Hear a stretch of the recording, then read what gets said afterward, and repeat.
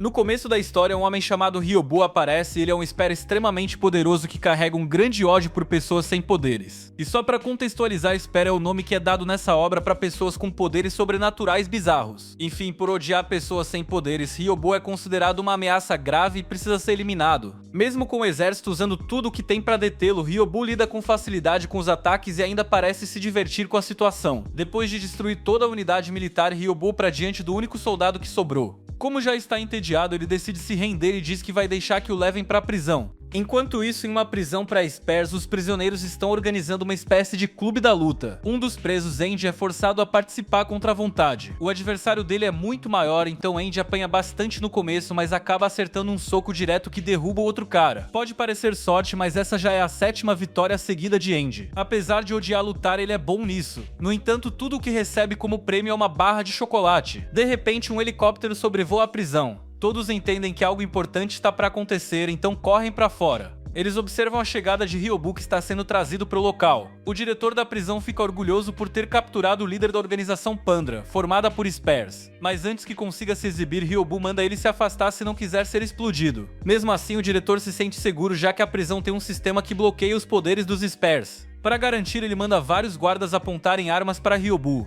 E Andy observa a cena e se incomoda com o fato de estarem apontando armas para um garoto desarmado, mesmo que ele tenha um histórico de mortes assustador. Ele tenta intervir, mas os guardas também apontam armas para ele. Ryobu fica impressionado com a compaixão e a coragem de Andy e começa a fazer perguntas para ele. O diretor, incomodado por estar sendo ignorado, grita que Ryobu não pode falar sem permissão. Ryobu, claro, não aceita esse tipo de ordem e se prepara para atacar usando o helicóptero. Antes que consiga, o diretor ordena que aumentem ao máximo a potência do sistema anti-spare. Isso neutraliza totalmente os poderes de Ryobu, devolvendo o controle da situação ao diretor. O preço disso, no entanto, vai ser uma conta de luz bem alta para a prisão. Em seguida, o diretor manda que Ryobu seja trancado em confinamento solitário. Andy também é enviado para lá simplesmente porque o diretor não gostou da cara dele. Algumas horas depois, Andy tá em uma cela ao lado da de Ryobu. Ryobu pergunta por que Andy o defendeu. Andy responde que odeia Spears como Ryobu, mas odeia ainda mais pessoas que abusam do poder. Por isso, não conseguiu ficar parado enquanto apontavam armas para um garoto de escola. Ryobu acha irônico que Andy odeia Spears mesmo sendo um e estando preso em uma prisão só pra eles. Andy explica que não escolheu estar ali e que esse lugar é praticamente impossível de escapar. A única exceção é quando alguém se machuca gravemente e é levado ao hospital, mas até isso é bem controlado. Ryobu, no entanto, diz que sair dali não parece tão difícil assim. Ele afirma que assim que resolver seus assuntos na prisão, vai embora. Enquanto isso, o diretor está em seu escritório ainda abalado com o que Ryobu fez mais cedo. Para se vingar, ele manda que dificultem ao máximo a estadia de Ryobu, mesmo que para isso tenham que chamar alguém chamado Guerreiro do Último Pavilhão. Mais tarde, Ryobu e Andy saem do confinamento e vão almoçar. O cozinheiro coloca veneno na comida de Ryobu de forma bem visível. Ryobu percebe, mas ao invés de jogar a comida fora, entrega o prato para Andy. Como resultado, Andy quase morre envenenado, o que é classificado como ferimento grave. Por isso, os guardas o levam ao hospital da prisão exatamente como Ryobu queria. Algum tempo depois, Andy acorda no hospital e vê Ryobu ao seu lado. Ele fica bravo por ter sido envenenado, mas Ryobu já deu um antídoto e ainda o salvou de um experimento que os cientistas planejavam realizar. Apesar de ser possível escapar dali, Ryobu ainda tem algo a fazer. Ele sai do quarto e Andy o segue, querendo entender melhor o que está acontecendo. Eles caminham pelos corredores e percebem que os presos não estão sendo levados ao hospital de verdade. Em vez disso, estão sendo usados como cobaias em experimentos. Quando ouvem alguém se aproximando, Andy se esconde e nocauteia o guarda assim que ele aparece. Ele pega a arma do guarda, mostrando que sabe lutar muito bem, pois já foi do exército dos Estados Unidos. Eles continuam explorando até encontrarem uma sala com uma placa que diz Exército Imperial. Isso desperta memórias ruins em Ryobu, que atira em tudo ao redor. Depois que se acalma, ele se aproxima de um grande cubo no centro da sala. Dentro dele está a garota que Ryobu veio resgatar. Antes que consiga libertá-la, o diretor aparece e avisa que não vai permitir que Ryobu leve sua valiosa cobaia. Ele sabe que não tem chance contra Ryobu, então chama um monstro criado com cérebros e células dos prisioneiros dissecados. A criatura obedece ao diretor, que ordena o ataque. Ryobu tenta usar seus poderes, mas o monstro consegue bloquear com facilidade e avança. Ryobu percebe que vai precisar lutar com mais seriedade. Enquanto isso, Andy corre para pegar a arma. Ryobu tenta atacar, mas a criatura prevê todos os seus movimentos e o arremessa contra o cubo. Ele cai bem diante da garota que veio salvar. Ela parece preocupada, mas Ryobu diz que está tudo sob controle. O diretor acha que ele está apenas tentando bancar o corajoso corajoso diante da morte, pois acredita que seu monstro é tão forte quanto um Spear de nível 7. Ryobu acha isso ridículo. Nesse momento, Andy atira contra a criatura, mas ela apenas se irrita e contra-ataca com rajadas psíquicas. Normalmente isso mataria qualquer um, mas o olho de Andy começa a brilhar e ele consegue anular os ataques. Ryobu percebe e começa a desconfiar da origem de Andy, mas por hora está mais preocupado com a garota. Ryobu pergunta se ela está bem e ela diz que sim. No entanto, ao verificar sua manga, ele encontra um tubo estranho ligado ao braço dela. Isso o incomoda profundamente. Então ele ativa o botão em sua coleira, liberando todo o seu poder de uma vez. Com sua força total, Ryobu esmaga a criatura e arremessa até que ela estoure no teto.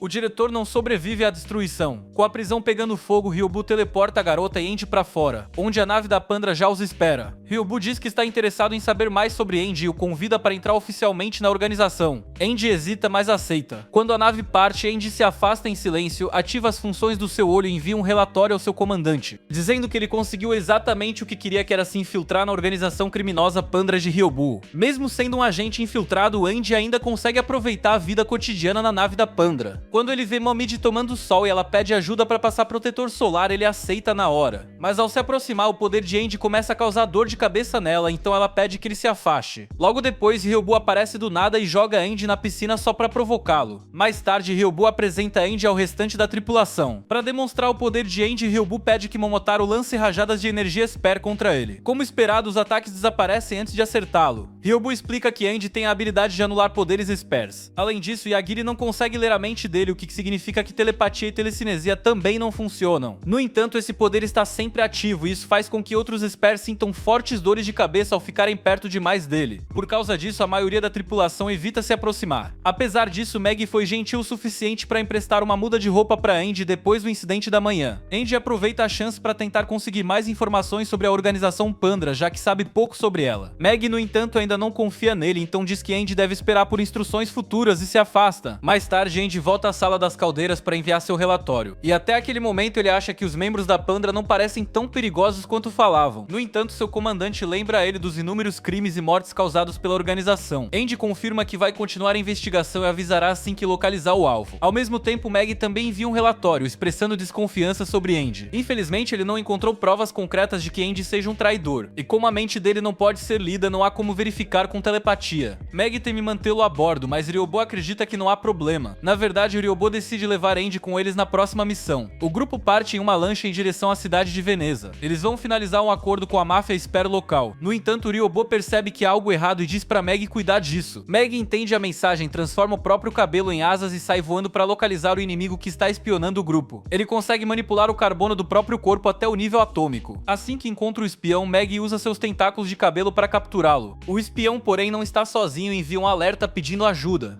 Momiji teleporta Yo até o local, mas Andy precisa ir a pé. Quando Andy finalmente chega, ele sente um zumbido forte nos ouvidos. Isso está sendo causado por Yo, cujo grito elimina todos os sons ao redor. Ninguém fora dali consegue perceber o que está acontecendo, mesmo com a luta intensa. Depois de um tempo, eles conseguem derrotar os espiões. Usando telepatia, descobrem que eles foram enviados pela família Mardini, a mesma com quem deveriam negociar ainda naquele dia. Isso revela uma traição. Mesmo assim, Ryobu decide continuar com o encontro para entender as intenções de Mardini. Como punição, todo traidor deve morrer. Por isso, Ryobu posiciona Andy em um telhado próximo e pede que ele aponte um rifle para a cabeça de Mardini. Quando receber o sinal, Andy deve atirar. Andy hesita, mas sabe que se quiser conquistar a confiança de Ryobu, não pode recuar agora. No local do encontro, Ryobu se senta diante de Mardini, que o elogia por continuar com a mesma aparência mesmo após 50 anos desde o último encontro. Ryobu nasceu na década de 1930 e graças aos seus poderes consegue retardar drasticamente o envelhecimento. E Mardini, por outro lado, envelheceu e enfraqueceu e por isso fez um acordo com a polícia, entregando Ryobu em troca da segurança de sua família. Quando Ryobu confirma que Mardini realmente o traiu, ele dá o sinal pro disparo. Andy se prepara para atirar, mas congela no momento decisivo e os homens no local disparam várias vezes contra Ryobu. Só que nada disso realmente acontece. Ryobu havia hipnotizado todos, fazendo com que acreditassem que estavam vendo ele. Na verdade, eles acabaram atirando uns nos outros. O verdadeiro Ryobu se teleporta até Andy e mesmo sem ele ter conseguido puxar o gatilho, Ryobu já esperava por isso. Ryobu suspeitava que os poderes de anulação de Andy aumentariam em situações de estresse extremo. Por isso o colocou ali.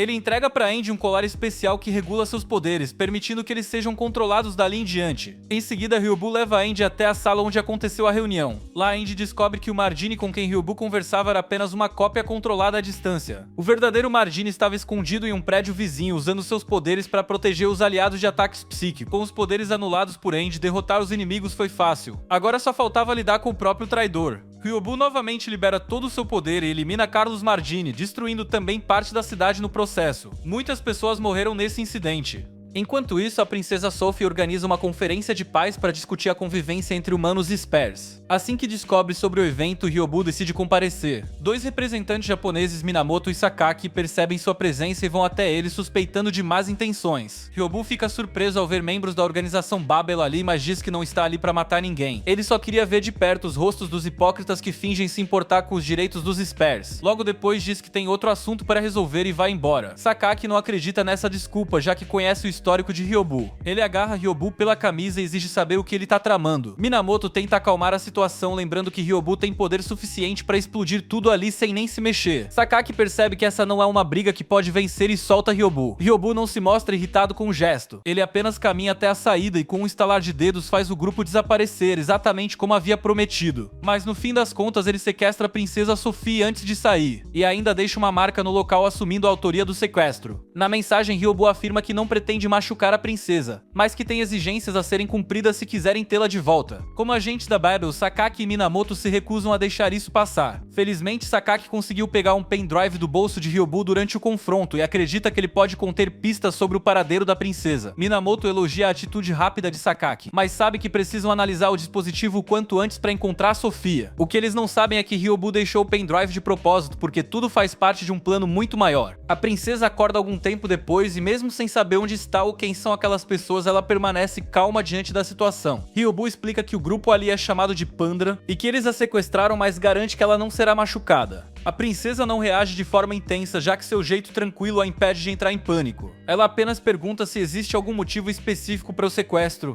Ryobu responde que pessoalmente não tinha interesse algum nela, mas Yugiri pediu para que ele a sequestrasse, e ele considera importante atender a esse tipo de pedido vindo de alguém como ela. A princesa demonstra surpresa, pois esperava que os integrantes de uma organização criminosa tão temida fossem muito mais hostis. Ela chega até a sugerir que os dois trabalhem juntos, já que seu desejo é construir um mundo onde os Spares não sejam rejeitados. No entanto, ela admite que não concorda com os crimes de guerra cometidos por eles. A forma sincera como a princesa demonstra preocupação com os Spares desperta em Ryobu memórias antigas que ele prefere não reviver. Então ele se afasta sem dizer nada. Enquanto isso, Sakaki tenta decifrar o conteúdo do pendrive que roubou de Ryobu. O arquivo revela apenas um jogo, mas mesmo assim Sakaki acredita que o jogo pode conter alguma pista sobre o paradeiro da princesa. Então ele decide jogar até descobrir algo relevante. De volta à nave, a princesa cria um laço com Yugiri e vai até o quarto de Ryobu para perguntar se poderia sair um pouco, já que Yugiri demonstrou vontade de passear com ela. Ryobu inicialmente acha uma má ideia, lembrando que o sequestro foi feito porque descobriram que há alguém tentando matar a princesa. No entanto, por ser um pedido de Yugiri, ele resolve atender. Para manter a segurança, Ryobu executa um plano engenhoso. Ele altera a aparência de todas as mulheres da cidade para que fiquem iguais à princesa. Com isso, a verdadeira princesa e Yugiri conseguem sair e se misturar facilmente entre as pessoas. Durante o passeio, as duas aproveitam o tempo juntas. Perto do fim do encontro, a princesa pergunta se Yugiri tem algum lugar especial onde gostaria de ir. Yugiri leva a princesa até um antigo orfanato que a princesa havia ajudado no passado. Lá, a princesa finalmente entende por que Yugiri se sentia tão ligada a ela. Anos antes, Yugiri passou alguns dias naquele orfanato, e Sophie foi a primeira pessoa a tratá-la com bondade verdadeira. Por isso, ela queria ter tempo ao lado da princesa. Enquanto isso acontece, Sakaki e Minamoto terminam o jogo do pendrive e decifram o código. Ao analisarem as informações, eles descobrem quem está por trás do plano de assassinato, e eles sabem que precisam agir rápido. Enquanto isso, perto do orfanato, o ministro das finanças se aproxima da princesa e tenta convencê-la a ir com ele, alegando que ela não está segura ao lado de membros da Pandra. Antes que ele chegue perto demais, Sakaki surge com reforços e denuncia o ministro como o responsável pela tentativa de assassinato. O motivo dele é o descontentamento com o uso de verbas nacionais para financiar projetos voltados aos Spares. Disposto a impedir isso, ele decide matá-la. O ministro dispara a arma, mas Andy se coloca na frente da princesa e é atingido no ombro, salvando-a. O susto desencadeia um descontrole nos poderes de Yugiri, o que pode causar um desastre. Antes que algo grave aconteça, Ryobu aparece e acalma Yugiri. Ele resolve a situação esmagando a arma do ministro com as mãos e o entrega à polícia. Com tudo resolvido, Ryobu agradece Minamoto por ter decifrado a criptografia, mesmo achando que todo aquele esforço foi inútil. Minamoto tenta detê-lo, mas Ryobu apenas estala os dedos e desaparece com seu grupo. De volta à nave, Ryobu toma uma bebida no bar. Andy se aproxima e tenta puxar a conversa, perguntando se Ryobu se sente bem por ter salvado uma princesa. Ryobu diz que isso não importa, porque sua devoção está voltada a uma única pessoa, sua rainha. Ao lembrar dela, Ryobu fica sentimental e decide visitá-la no Japão. No entanto, ele descobre que ela já veio até ele. 3 garotas Spares atacam a nave, lideradas por Minamoto, com a missão de assumir o controle da embarcação. Uma delas, Kaoru, a quem Ryobu se refere como sua rainha, flutua do lado de fora da nave. Ryobu sai para enfrentá-la pessoalmente. Do lado de fora, ele diz a Kaoru que está feliz em vê-la novamente depois de tantos anos e que está curioso para saber o quanto ela cresceu. Enquanto Ryobu e Kaoru lutam do lado de fora, as outras 2 garotas invadem a nave e derrotam os tripulantes pelo caminho. Andy e Ryobu ficam cercados pelas invasoras e Yo é imediatamente teleportado por Aoi.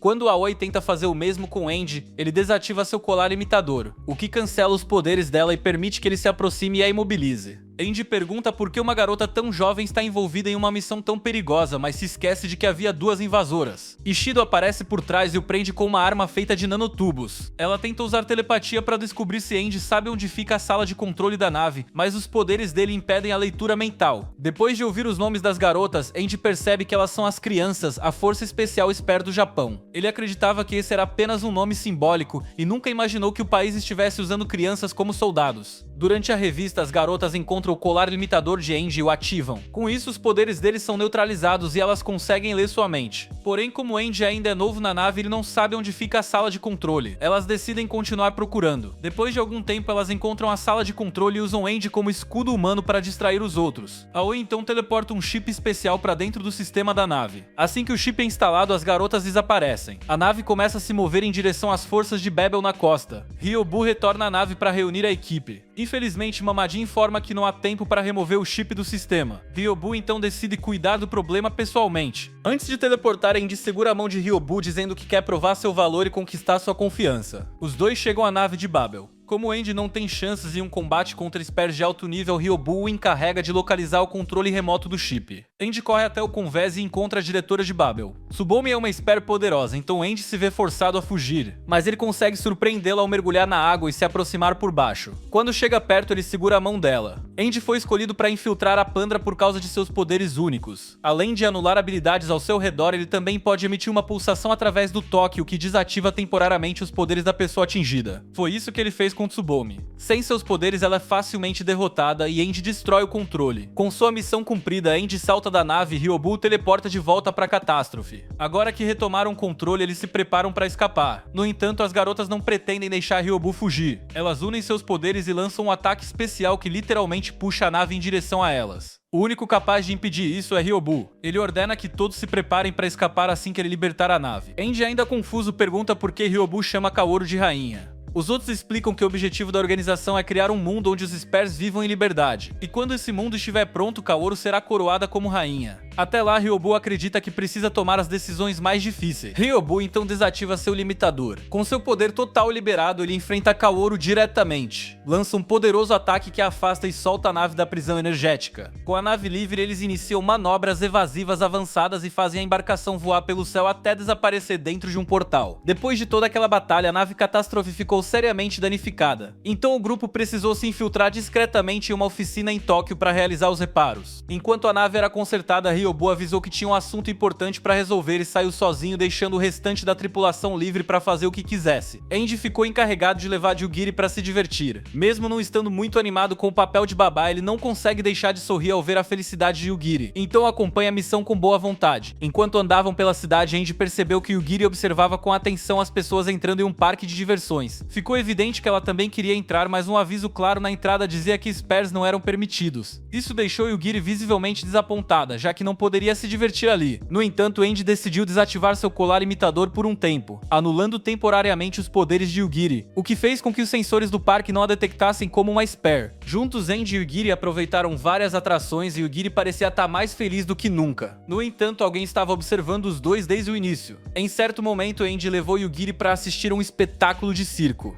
pediu que ela ficasse ali enquanto ele ia buscar algo para beber. Enquanto se afastava, Andy percebeu que estava sendo seguido. Ele decidiu confrontar a pessoa e descobriu que era Minamoto, da organização Babel. Minamoto explicou que não estava ali para lutar, mas sim para conversar, pois sabia que Andy era um agente dos Estados Unidos infiltrado. Isso chamou a atenção de Andy, mas ele negou e pediu uma explicação. Minamoto afirmou que reconheceu o estilo de luta de Andy durante o confronto anterior e disse que aquele tipo de técnica era ensinada no exército americano. Mesmo que isso não fosse prova suficiente, Tsubomi estava convencida, e se Andy não aceitasse cooperar com o plano deles, ela o denunciaria. E se existia uma coisa que Ryobu odiava mais do que qualquer outra, era traição. Minamoto então lembrou que durante a guerra de 50 anos atrás, todos os grandes exércitos investiram em soldados spares, e Ryobu foi um dos melhores. No entanto, ao final do conflito, seu próprio comandante tentou matá-lo, o que levou Ryobu a se vingar matando todos os oficiais envolvidos, além de alguns dos primeiros membros da Babel. Enquanto Andy conversava com Minamoto, o espetáculo terminava e a multidão começava a sair. Yugiri então notou um garoto pequeno que parecia perdido. Sensibilizada, ela pegou a mão do menino e usou seus poderes para escanear a multidão em busca dos pais dele. Após localizá-los, levou o menino até eles, que agradeceram pela ajuda. No entanto, ao saber que Yugiri havia usado telepatia, os pais perceberam que ela era uma espera e correram para chamar a segurança. Logo que a informação se espalhou, os olhares em volta começaram a se tornar desconfiados, o que deixou Yugiri sob forte pressão emocional. Quando os seguranças chegaram para detê-la, os poderes de Yugiri saíram do controle e transformaram um parque de diversões em um cenário de terror. Andy percebeu que algo estava errado e interrompeu a conversa com Minamoto, correndo para encontrar Yugiri. Ele sabia que os poderes dela estavam descontrolados, então desativou seu limitador e correu em direção a ela para neutralizar as habilidades dela e restaurar a normalidade. Andy disse que tudo ficaria bem, mas agora que todos sabiam que eles eram spares, sair dali seria difícil. Felizmente, os outros membros da equipe perceberam o surto de Yugiri e chegaram a tempo. Momiji então usou seus poderes para teleportar todos de volta para a nave. De volta à catástrofe, Andy se deparou com a nave cheia de enfeites de festa, mas não sabia quem era homenageado. Logo, Ryobu apareceu e a comemoração começou. Todos começaram a entregar presentes preparados com antecedência, menos Andy, que ficou sem saber o que fazer, pois não sabia que era o aniversário de Ryobu. Os outros o provocaram por isso, mas disseram que ele ainda era novo ali e que deveria compensar com um bom presente no próximo ano. No entanto, Ryobu não contou a ninguém, mas seu corpo estava se deteriorando rapidamente e ele sabia que talvez não sobrevivesse até lá. Por isso estava tão determinado a completar sua missão final. Após a festa, a nave voltou a se mover e o sistema de camuflagem espacial foi reativado, impedindo Babel de localizá-los por enquanto. Ryobu informou à equipe que havia uma última missão antes de deixarem o Japão. Informações indicavam que um novo protótipo de Esegen estava em produção e seria transportado em breve. Eles precisariam interceptar e roubá-lo. Destruí-lo seria mais fácil, mas o conteúdo tecnológico era valioso demais para ser desperdiçado. Enquanto esperavam, Yo convidou Andy para jogar sinuca. Andy recusou, sabendo que Yo usaria seus poderes para trapacear o tempo todo. Pouco depois, Yugiri apareceu no bar procurando por Ryobu, pois havia tido um pesadelo. Como não o encontrou, pediu que Andy acompanhasse e lesse uma história para ela dormir. Surpreso, Andy aceitou e a levou até o quarto, lendo para ela até que adormecesse. Enquanto isso, Ryobu estava sozinho na sala do trono que preparou para Kaoru. Mesmo sabendo que não viveria o suficiente para ver o futuro que idealizava, ele prometia a si mesmo que criaria um mundo onde os Spare seriam livres e Kaoru reinaria como rainha. Mais tarde, com Yugiri já adormecida, Andy foi devolver o livro na biblioteca, mas acabou presenciando Ryobu entrando. Andy decidiu observar escondido. Ryobu se aproximou de uma mesa, retirou um livro antigo e usou seus poderes para criar uma projeção animada de um velho amigo, Utsumi. Utsumi ficou confuso ao ver Ryobu e ao notar o livro manchado de sangue em suas mãos, entendeu que estava morto e que aquela era apenas uma manifestação dos pensamentos de Ryobu. Mesmo assim, ele quis saber o que aconteceu com Tsubomi e os demais do time. Ryobu não respondeu e apenas apresentou um pedido. Ele entregou a Utsumi uma planta com os sistemas da nave, explicando que os mecanismos de voo e camuflagem da catástrofe eram operados pelo cérebro preservado de Ego, que era um antigo companheiro.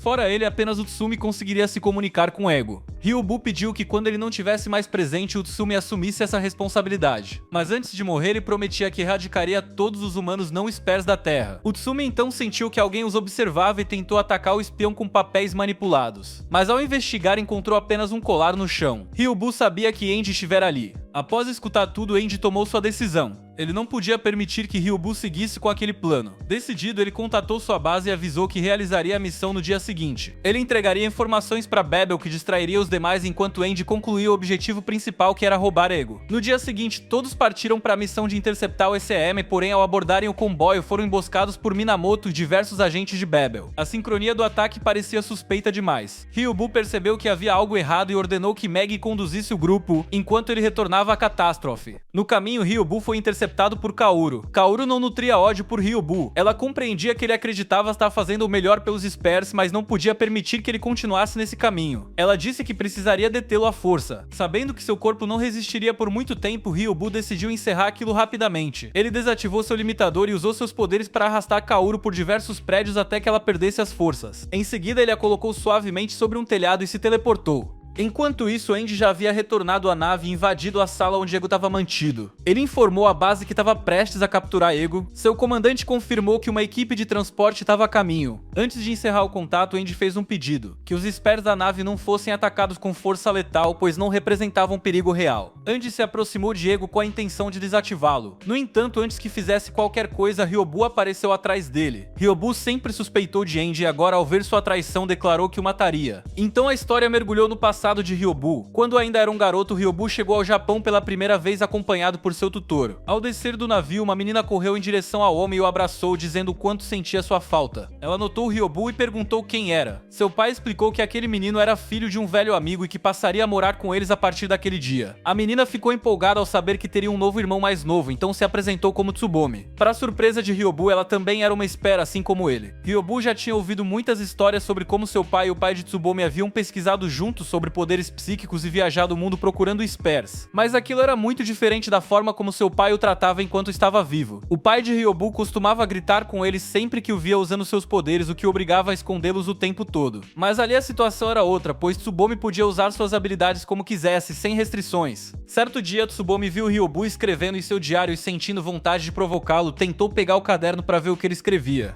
Ryobu, no entanto, usou seus poderes para puxar o diário de volta, pois o considerava algo pessoal. Tsubomi ficou surpreso ao perceber que a telecinese de Ryobu era mais forte que a dela, mas como ainda era fisicamente maior e mais forte, decidiu imobilizá-lo no chão para fazê-lo desistir. No meio da brincadeira, os dois foram interrompidos pela chegada do Capitão Eiji, que veio acompanhado do pai de Tsubomi e de Otsumi. Eiji queria conversar com as duas crianças sobre a possibilidade de entrarem para o exército e usarem seus poderes para o bem. A proposta chamou a atenção de Ryobu, pois ele sempre sonhou em ser um herói. Já Tsubomi acreditava que Eiji só queria transformar Spurs em armas de guerra, então segurou a mão de Ryobu e o arrastou para longe, dizendo que não achava uma boa ideia seguir com aquela conversa. Ela estava certa de que Ryobu recusaria a oferta, já que o pai dele o havia criado para esconder seus poderes, e ela própria era contra a ideia de qualquer envolvimento com guerra. Por outro lado, Eiji estava convencido de que eventualmente eles acabariam se juntando à sua unidade, pois no mundo onde Spurs eram temidos apenas por existirem, eles não teriam para onde ir. Naquela noite, Ryobu e Tsubomi refletiram profundamente sobre a proposta. Ryobu queria respeitar o desejo do pai, que sempre quis que ele vivesse como uma pessoa normal, mas também sentia que poderia fazer algo de bom com seus poderes. Se seguir Eiji fosse uma forma de alcançar esse propósito, talvez valesse a pena considerar. Tsubomi, por outro lado, lembrava de como Ryobu havia superado seus poderes com facilidade e não conseguia aceitar isso. Até então ela acreditava ser a criança com o maior poder psíquico do mundo. Se isso não fosse mais verdade, ela deixaria de ser especial. Por isso ela decidiu que não deixaria Ryobu ser mais forte que ela. No dia seguinte, tanto Ryobu quanto Tsubomi arrumaram suas malas e disseram a Eiji que estavam prontos para se unir à unidade de Spurs. Um ano depois, a equipe fez sua primeira aparição pública e a opinião geral parecia positiva, mas Tsubomi ficou incomodada com o fato de a campanha de imagem ainda se referir a eles como monstros. Ela tentou conversar com Ryobu sobre isso, mas ele havia se ausentado para resolver algo pessoal. Ryobu tinha ido a uma relojoaria para consertar um relógio de bolso que havia pertencido ao seu pai, um objeto de grande valor para ele. Ao sair da loja, ele esbarrou em um policial. O agente desconfiou de um garoto como Ryobu ter algo tão sofisticado e começou a questioná-lo. Ryobu tentou explicar, mas o policial não o deixou falar. Sem saber o que fazer, Ryobu ficou em silêncio até que Tsubomi chegou ao local e se irritou ao ver o policial hostilizando Ryobu sem motivo. Ela discutiu com o agente e, movida pelo temperamento impulsivo, acabou dando um chute tão forte nele que o lançou pelo ar. Embora o chute tenha sido exagerado, o maior problema foi que o policial atingido acabou colidindo com um oficial da marinha que estava próximo, deixando-o inconsciente. Isso gerou uma grande confusão e, como consequência, toda a unidade Spur foi colocada em prisão domiciliar. Tsubomi se sentiu culpada por colocar todos nessa situação, mas seus colegas disseram que não era totalmente sua culpa. A verdade é que o restante das forças armadas já odiava a unidade Spur e aquele incidente serviu como uma desculpa perfeita para impor restrições. Para resolver a situação, Eiji participou de uma reunião com outros capitães do exército exército e afirmou que sua unidade tinha valor estratégico. Para provar isso, ele propôs uma competição entre a tecnologia militar mais avançada disponível e os spares da sua equipe. Os superiores aceitaram o desafio e Eiji passou a informação para sua unidade. Tsubomi se ofereceu para representar o grupo, já que tinha causado tudo aquilo, mas Eiji escolheu Ryobu para o duelo. Ryobu começou o treinamento para o combate aéreo praticando manobras evasivas, mas ainda era iniciante e foi atingido várias vezes durante os treinos. Após um dia exaustivo, ele foi ao banho relaxar o corpo. Durante o banho, Tsubomi entrou na sala enrolada em uma toalha, o que deixou Ryobu extremamente envergonhado. Tsubomi disse que não havia motivo para isso, pois eles eram irmãos mesmo que adotivos, o que fez Ryobu se acalmar e cobrir-se com uma toalha para que pudessem conversar. Tsubomi então explicou que desde que Ryobu chegou, ela deixou de ser a mais forte. Ela nunca o odiou por isso, mas estava treinando para ficar mais poderosa e superá-lo. Apesar disso, seu maior desejo era proteger as pessoas que amava. Por isso pediu a Ryobu que, independentemente de quem fosse o inimigo, ele sempre vencesse. Chegou o dia do duelo. Quando o avião experimental se aproximava da área de combate, Tsubomi e outra Spare se teletransportaram até as asas da aeronave. Se fosse uma guerra real, elas poderiam simplesmente lançar uma granada na cabine e acabar com tudo. Mas aquele era um duelo de honra. Tsubomi apenas queria alertar que Ryobu seria um oponente difícil. No entanto, ao ver que o piloto era o mesmo oficial da marinha que ela havia derrubado antes, Tsubomi tentou se desculpar, mas ele a ignorou e a derrubou da asa da aeronave. Logo em seguida, o piloto avistou Ryobu e iniciou a batalha aérea. Ryobu conseguia mudar de direção quase instantaneamente, tornando-se difícil de ser atingido. No entanto, o avião era veloz, voando a 500 km por hora, e Ryobu não conseguiria manter distância por muito tempo. Ele tinha apenas um rifle com munição de treinamento, mas mesmo assim bolou um plano. Ryobu voou à frente da aeronave e quando o piloto se alinhou com ele, disparou uma bala em direção à cabine. Se fosse munição real, o piloto estaria morto. Isso provava que Ryobu havia vencido. Antes que pudesse comemorar, Ryobu recebeu um comunicado de Eiji informando que havia uma emergência. Ele precisava trocar para munição real e se preparar para combate imediato.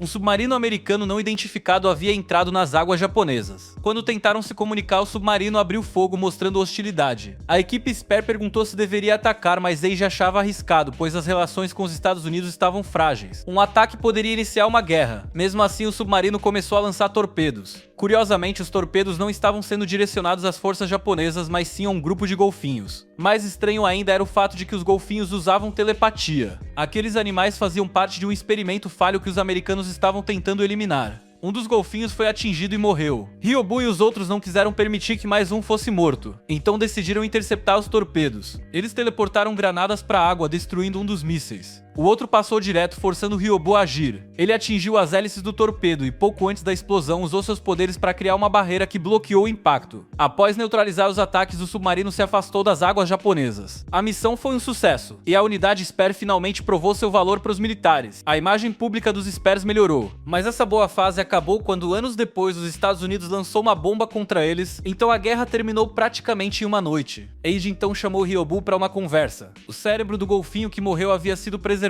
e possuía habilidades precognitivas. Segundo suas visões, Ryobu lideraria um exército de Spares e destruiria o mundo. Por isso, Eiji apontou uma arma para ele. Eiji não se importava com a ameaça de uma revolta Spare. O que ele não aceitava era o fato de que Ryobu seria aquele que teria o poder. Por não suportar essa ideia, Eiji atirou em Ryobu. No momento em que foi atingido, Ryobu mal conseguiu compreender que um dos poucos em quem confiava havia tentado matá-lo. Seus pensamentos se aceleraram como nunca até que ele concluiu que humanos normais não mereciam viver. Ele usou seus poderes para se reanimar e matou Eiji imediatamente, iniciando uma onda de vingança sangrenta. De volta ao presente, Ryobu começou a atacar Andy. Mesmo que Andy pudesse anular todos os poderes psíquicos ao redor de seu corpo, ainda era vulnerável a objetos sendo arremessados, o que Ryobu pretendia usar a seu favor. Enquanto Andy corria para desviar os ataques, ele conseguiu alcançar Ego e desativar seus poderes, o que fez com que o sistema de camuflagem da nave fosse desligado. Os sensores do exército dos Estados Unidos finalmente conseguiram localizar a nave e imediatamente começaram a se aproximar. Eles enviaram uma mensagem afirmando que não machucariam nenhum dos ocupantes se entregassem Ego pacificamente. Mas 3 segundos depois, o comandante ordenou um ataque com drones contra a nave. Andy não esperava por isso, já que havia recebido a garantia de que tudo seria resolvido de forma pacífica. Ele tentou dizer a Ryobu que não queria que aquilo acontecesse, mas Ryobu se recusou a escutar e se teleportou para fora da nave para lidar com os drones. Enquanto Ryobu estava ocupado, os Estados Unidos enviaram 2 unidades de ataque direto para o interior da nave. Assim que desembarcaram, os soldados seguiram direto em direção não as crianças da Spare. Uma das garotas mais velhas tentou proteger os outros. Ela usou seu poder de manipulação de matéria para eliminar 2 soldados e pediu para que os outros corressem. Mais soldados apareceram, mas ela se preparou para enfrentá-los pelo tempo que fosse necessário. No entanto, ao tentar usar seus poderes novamente, ela percebeu que não conseguia. Os soldados estavam equipados com dispositivos ECM que enfraqueciam as habilidades dos Spares mais perigosos. Com os poderes neutralizados, ela ficou indefesa. O comandante de Andy entrou pessoalmente na nave.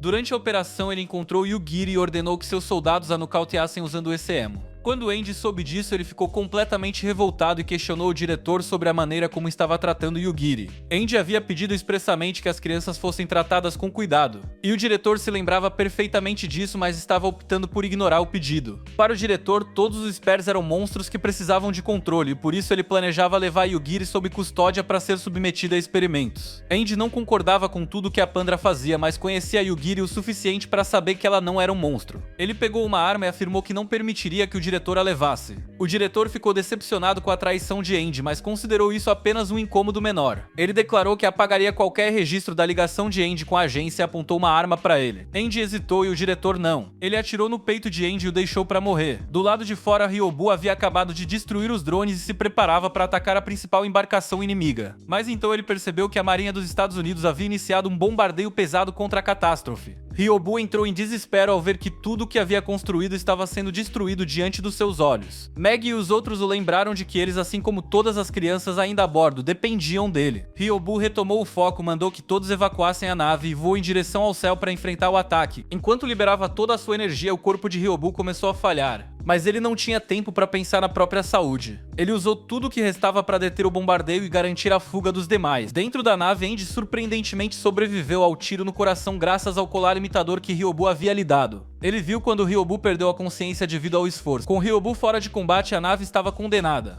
Andy mergulhou no mar e nadou até ele para salvá-lo. Quando Ryobu entrou em contato com a água, começou a questionar se havia feito a escolha certa em tudo o que fez. No momento em que estava prestes a se entregar à morte, Andy segurou sua mão e o puxou de volta à superfície. Com a nave totalmente destruída, Andy não sabia como levar Ryobu para um lugar seguro, mas Sobomi apareceu pouco depois oferecendo ajuda. Depois do incidente, Minamoto se reuniu com representantes dos Estados Unidos para discutir os próximos passos. Basicamente, os americanos queriam que a Babel fingisse que nada havia acontecido. Como líder da Babel, Sobomi já esperava por isso. Ela havia gravado uma mensagem com antecedência e informou aos representantes que manteria o segredo, mas em troca exigia que os Estados Unidos parassem de interferir nos assuntos da Babel. Enquanto isso, Sobomi levou Ryobu para a antiga casa de seu pai, o único lugar onde poderia escondê-lo sem levantar suspeitas. Após receber cuidados médicos, Ryobu recuperou a consciência temporariamente. A primeira coisa que ele fez foi perguntar se Andy também estava ali. Sobomi mentiu e disse que não sabia onde Andy estava, mas naquele exato momento Andy estava em um laboratório do outro lado da cidade, sendo colocado em uma máquina que suprimia seus poderes para que a Oi pudesse remover o chip que os Estados Unidos haviam implantado nele. Com o chip removido, Andy deixou de ser rastreável. Ele e as garotas seguiram para a mansão para encontrar Ryobu. Ryobu ficou feliz ao ver Kaoru, mas pediu para falar com ela depois, pois precisava conversar com Andy em particular. Todos deixaram um cômodo para que os dois pudessem falar a sós. Ryobu queria matar Andy por tê-lo traído, mas havia algo mais importante que ele precisava saber. Durante o ataque à catástrofe, Ryobu reconheceu a voz de quem estava dando as ordens. Ele perguntou se Andy sabia quem era aquela pessoa. Andy explicou que só havia encontrado o diretor uma vez no momento em que foi recrutado para a unidade americana. Ele disse que o homem era japonês, assim como Ryobu, e possuía uma cicatriz enorme no peito, como se alguém tivesse rasgado seus órgãos com poderes psíquicos. Ryobu já tinha suas suspeitas, mas ao ouvir essa descrição teve certeza de que aquele homem era o mesmo que o traiu na guerra passada. A raiva então tomou conta de Ryobu, mas o estresse foi demais para seu corpo debilitado e ele desmaiou. Todos correram para ver o que havia acontecido. Após realizar exames, Sakaki descobriu que Ryobu conseguia manter a aparência jovem ao controlar suas células T, mas esse processo estava falhando. Logo, Ryobu morreria. Kaoru quis saber se havia alguma forma de salvá-lo. Ela não queria deixá-lo morrer. Sakaki disse que existia algo que ele poderia tentar, mas não podia garantir que funcionaria.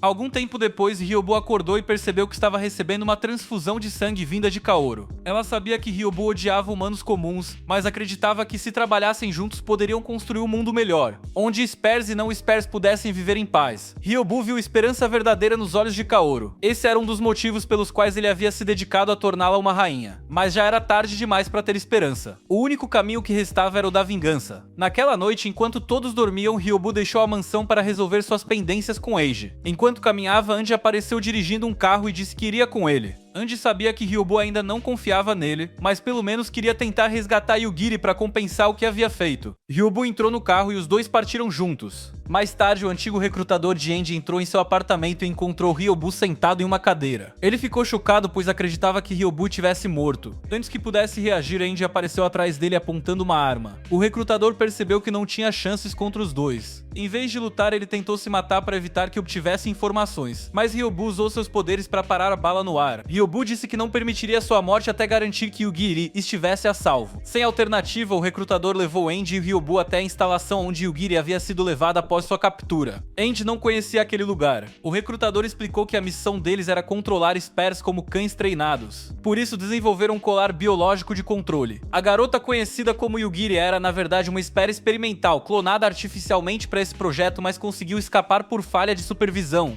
Eles foram levados até uma sala. Ryobu usou seus poderes para escanear os dispositivos e descobriu que haviam feito algum tipo de lavagem cerebral em Yugiri. No entanto, ela já não estava ali há algum tempo. Isso significava que o recrutador os havia atraído para uma armadilha. Naquele instante, uma mensagem chegou pelo sistema de comunicação. Ryobu reconheceu a voz de Eiji. Ryobu perguntou qual era o plano dele. Eiji não respondeu diretamente. Ele apenas exibiu uma imagem do futuro que Ego havia previsto. Nessa visão, Spears se rebelavam contra os não-Spears liderados por ninguém menos que Kaoru. Eiji acreditava que Spears deveriam ser subordinados aos humanos comuns. Por isso estava disposto a fazer qualquer coisa para impedir esse futuro, inclusive eliminar Kaoru. Ryobu se recusou a aceitar aquilo. Eiji o desafiou a tentar impedi-lo. Logo depois, dezenas de drones de segurança apareceram para neutralizá-los. O recrutador demonstrou lealdade extrema e segurou Ryobu enquanto ordenava que os drones atirassem mesmo com ele na linha de fogo. Ryobu conseguiu se salvar com seus poderes. O recrutador morreu com um sorriso no rosto. Agora, Andy e Ryobu estavam cercados e precisavam escapar, mas os poderes de Ryobu estavam fracos demais para teleportá-los. Andy pediu que Ryobu fugisse enquanto ele enfrentava os inimigos. Andy se desculpou por ter mentido e traído a confiança de Ryobu. Ryobu ainda o considerava um camarada e se recusou a deixá-lo para trás. Mesmo com o resgate, a situação ainda era crítica, então Ryobu e Andy precisavam encontrar uma saída juntos. De repente, os membros da Pandra invadiram pelo teto e eliminaram os guardas da sala. Após garantir a segurança de Ryobu e Andy, o grupo os levou até a nova base submarina. Eles haviam demorado um tempo para encontrar Ryobu depois de tudo o que aconteceu, mas agora o mais importante era esclarecer as intenções de Andy. Yoki confrontou Andy e exigiu saber o que ele pretendia fazer após ter traído todos. E Andy sabia que nenhuma explicação apagaria o que ele havia feito, mas mesmo assim queria reparar seu erro. Acima de tudo, ele queria resgatar Yugiri. Yoki aceitou a resposta, mas deu um soco em Andy como forma de compensar a traição. Com isso, eles estavam quites e agora o foco deveria ser impedir que Eiji realizasse seu plano. O grupo verificou os noticiários e encontrou uma matéria sobre o novo prefeito eleito de Nova York, um defensor da convivência pacífica entre Spears e não-Spears. Todos perceberam que Eiji provavelmente planejava usar Yugiri para assassinar o prefeito e gerar ainda mais desconfiança contra os Spears. Era necessário agir com rapidez. O prefeito fazia seu discurso de posse quando Yugiri, sob o controle de Eiji, se preparava para executar o plano. No instante em que ela ativou sua habilidade, Andy se colocou entre ela e o alvo, anulou a explosão psíquica e retirou o prefeito do local em segurança. Mesmo assim, Eiji ainda controlava Yugiri e ordenou que ela usasse seus poderes para matar Andy. Seguindo as ordens, Yugiri ativou um campo psíquico que hipnotizou todas as pessoas ao redor, fazendo com que atacassem Andy. Enquanto isso, Ryobu encontrou uma das duplicatas ilusórias de Yugiri na cidade. Ela tentou hipnotizá-lo também e ele achou que havia resistido, mas percebeu que havia sido afetado. Diante dele surgiu uma cópia ilusória de si mesmo. O confronto contra sua própria imagem mergulhou Ryobu em uma espiral de lembranças, onde viu todas as vezes em que falhou os companheiros que não conseguiu salvar, a traição de Eiji e sua própria juventude o condenando por ter se transformado em um monstro. Ryobu sabia que tudo aquilo era apenas uma ilusão, mas para se libertar ele precisaria usar seu poder máximo, mesmo sabendo que isso poderia matá-lo. Ele desativou seu limitador e sua energia dissolveu as ilusões de Yugiri. No entanto, para libertá-la de verdade, Ryobu precisava entrar em sua mente e desfazer a lavagem cerebral. Dentro da mente de Yugiri, Ryobu viu fragmentos de seu passado. Ela havia sido usada como cobaia e os cientistas responsáveis decidiram eliminá-la por considerarem seu poder perigoso demais. Para se proteger, Yugiri acabou matando todo. Depois disso, ela passou a evitar qualquer laço com outras pessoas por medo de machucá-las. Mas tudo mudou quando conheceu Ryobu, que a ajudou a aceitar seus poderes. Ryobu conseguiu libertar Yugiri do controle mental, porém o uso de seu poder máximo levou seu corpo ao limite. Como último gesto, ele destruiu o chip biológico instalado na nuca de Yugiri, mas seus poderes se tornaram instáveis. O corpo de Ryobu estava prestes a explodir e ele já havia aceitado esse fim. Ele tinha conseguido salvar Yugiri e impedir o plano de Eiji. Se aquilo fosse sua última estimação ele morreria em paz. Andy, no entanto, não aceitou essa ideia. Com o tempo, ele havia conhecido Spares que mostraram ser pessoas boas. Ele queria ver com os próprios olhos o tipo de mundo que Ryobu poderia criar. Por isso ele atravessou a barreira psíquica de Ryobu, segurou seus ombros e usou toda a sua habilidade de anulação para conter os poderes de Ryobu e salvá-lo. O esforço foi extremo e fez Andy desmaiar logo em seguida. No dia seguinte, depois da revelação do plano de Eiji, todos os envolvidos na operação foram presos. Eiji foi o único que conseguiu escapar, mas mesmo longe da justiça ele não escaparia de Ryobu. Ao ser encontrado, Eiji declarou que Ryobu deveria matá-lo logo, pois mesmo morto, sua memória continuaria atormentando Ryobu para sempre. Ryobu respondeu que não o mataria, mas apenas porque Kaoru não aprovaria esse caminho. Em vez disso, ele usou seus poderes para causar demência profunda em Eiji, condenando-o a viver como a sombra do que um dia foi. Na base temporária da Pandra, Ryobu encontrou Andy se preparando para partir em uma nova jornada. Ryobu disse que Andy não precisava ir embora, pois estava mais do que disposto a recebê-lo de volta à Pandra. Andy agradeceu pela oferta e disse que gostaria muito de ver o mundo que Ryobu construiria, mas sentia que precisava seguir seu próprio caminho. Ele tentou devolver o colar imitador, mas Ryobu recusou e disse que, independentemente da escolha de Andy agora, ele sempre seria um membro da Pandra. Ryobu e Andy seguiram por caminhos diferentes, mas ambos continuaram avançando com a esperança de um futuro melhor. E assim acabamos essa obra maravilhosa com protagonista brabão. Enfim, se você curtiu esse resumo e quer ver mais conteúdos assim, já deixa o like que isso me ajuda demais a continuar trazendo vídeos pra vocês. Se ainda não for inscrito, aproveita agora pra se inscrever no canal e ativar o sininho, porque praticamente todo dia tem anime novo completo por aqui. E me conta aí nos comentários o que você achou desse episódio, o que espera pros próximos ou até qual anime você quer ver por aqui. Eu sempre leio tudo e adoro trocar ideia com vocês. Valeu por assistir até o final e a gente se vê no próximo vídeo.